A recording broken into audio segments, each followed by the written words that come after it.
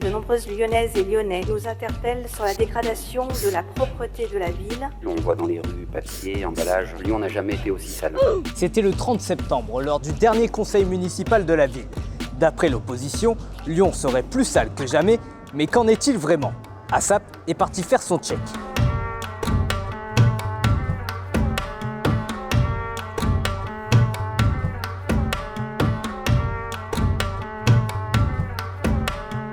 Pour savoir si c'est vrai, il faut d'abord savoir de quoi on parle. Dans sa déclaration, Yann Cucherat parle de papier et d'emballage dans les rues, ce qui correspond aux tâches de nettoiement effectuées par le Grand Lyon. Dans les années 2010, la quantité de déchets s'établit autour de 30 000 tonnes par an, jusqu'à une soudaine accélération en 2019 à 35 000 tonnes.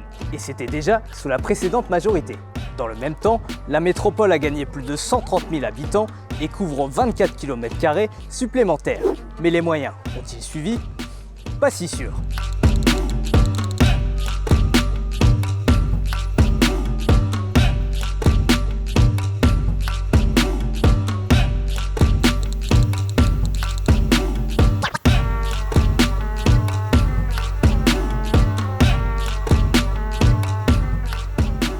Contacté, la métropole n'a pas répondu à nos demandes et les éboueurs, ils en pensent quoi?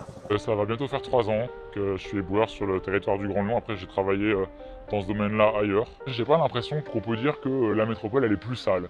Par contre, c'est vrai qu'il y a des secteurs où il y a peut-être plus de problèmes qu'avant. On parlait de la grande rue de la Guillotière ou de la rue Paul Bert ou des choses comme ça. Dans ce quartier-là, c'était un quartier qui n'était pas super propre et ça a augmenté. Mais là, pour le coup, moi, je pense qu'il faudrait voir du côté des commerçants.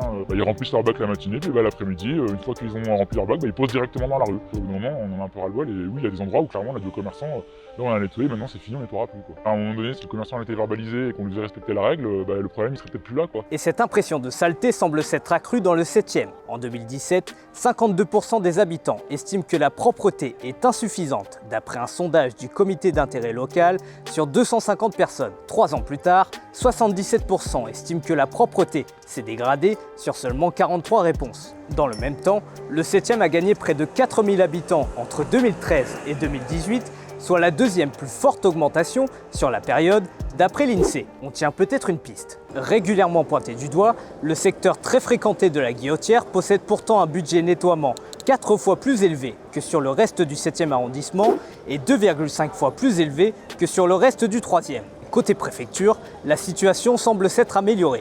C'est pas parfait, rien n'est parfait, mais il y a une amélioration.